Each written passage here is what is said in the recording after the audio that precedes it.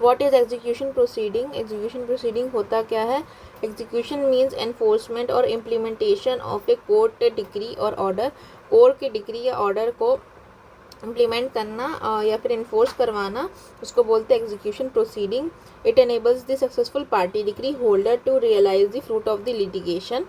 इसमें मतलब वही है कि जब ऑर्डर पास, डिक्री पास हो गई किसी के फेवर में, डिक्री पास इन फेवर में किसी की हो चुकी है डिक्री, बट उसको एग्जीक्यूट भी कराना पड़ता है, कोर्ट में जा करके उसको एप्लीकेशन लगाने पड़ते हैं एग्जीक्यूशन की। एग्जीक्यूशन मीन्स उसको एग्जीक्यूट करना, मीन्स एक तरह से इम्प्लीमेंट करना। इम्प्लीमेंटेशन ऑफ डिक्री को एग्जीक्यूशन बोलते हैं, और इम्प्लीमेंट कराने के लिए ये सब प्रोसीडिंग दिए गए हैं। इम्प्लीमेंटेशन मतलब आ गई तुम्हारे फेवर में, अब उसको इम्प्लीमेंट कराना तुम्हारा काम है। उसको फिर एक कोर्ट में जा कर के, दूसरे कोर्ट में, सेम कोर्ट में एग्जीक्यूशन के लिए भी फाइल करना पड़ता है। तो जो डिक्री होल्डर है, दो पार्टीज़ हैं, जजमेंट डेटर जिसके अगेंस्ट में डिक्री आई है, अगेंस्ट में, और डिक्री होल्डर जो जिसकी फेवर में आई है। तो वो दो पार्टीज़ है। तो डिक्री होल्डर इन्फोर्स करा सकता है डिक्री को अगेंस्ट द जजमेंट डेटर। फिर प्रोविजंस दिए गए हैं, तो यहाँ सेक्शन 36 से लेकर के 74 में दिया गया, ऑर्डर 21 में दिया गया है डिक्री के एग्जीक्यूशन प्रोसीडिंग के बारे में। और जनरल प्रिंसिपल यही है कि only the decree and the order can be executed. जो कि फाइनल डिक्री है और या फिर अपीलेबल ऑर्डर है, उसको एग्जीक्यूट किया जा सकता है, और इंटरलोक्यूटरी ऑर्डर को नहीं किया जा सकता। इंटरिम इंजंक्शन है या फिर बीच का है कुछ है, तो उसको नहीं किया जा सकता है। इसके बाद बोलते हैं कि कौन अप्लाई कर सकता है एग्जीक्यूशन के लिए? तो डिक्री होल्डर कर सकते हैं, उसके लीगल रिप्रेजेंटेटिव कर सकते हैं, असाइन नहीं कर सकते, ट्रांसफर ही कर सकते हैं डिक्री के।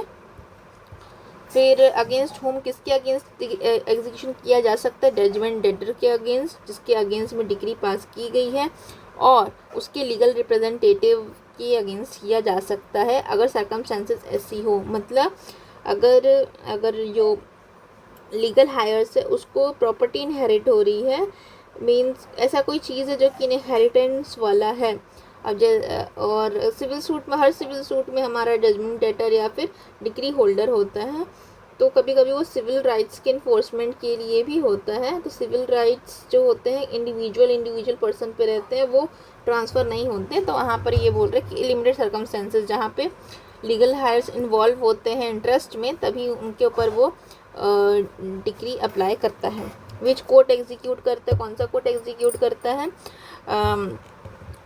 इसको? एग्जीक्यूट करता है डिक्री को the court which pass the degree. Section 38 में बोलते हैं जो डिग्री पास की वो कर सकते हैं, या फिर कोर्ट जिसमें ट्रांसफ़र किया गया एग्जीक्यूशन के लिए, मतलब एग्जीक्यूटिंग कोर्ट, वो भी पास कर सकती है।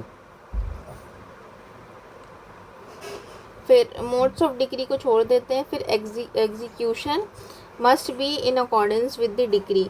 एग्जीक्यूशन जो है ना, उसमें कोई बात नहीं होती, उसमें खाली बस जो दिया है एज इट इज़ उसको अप्लाई करना पड़ेगा, उसके बियॉन्ड नहीं जा सकते, उसके टर्म्स एंड कंडीशन के बियॉन्ड नहीं जा सकते। लिमिटेशन पीरियड क्या है? 12 ईयर्स के लिए होता है, from the date of the decree become enforceable. जब से डिक्री इन्फोर्सिएबल होता है उसके 12 ईयर्स के अंदर उसको डिक्री को